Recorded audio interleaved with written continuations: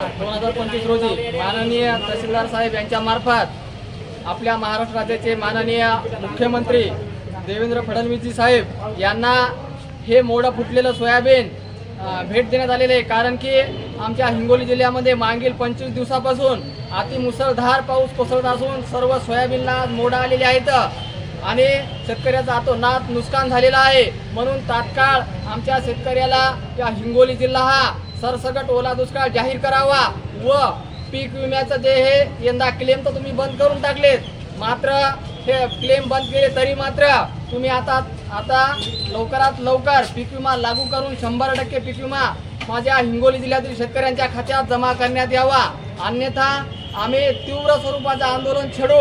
वेळ प्रसंगी आम्ही मुंबई मंत्रालयावर सुद्धा धडकू। त्यासाठी तात्काळ निवेदनात दखल घेऊन आमच्या शेतकरी मालावर न्याय करावा।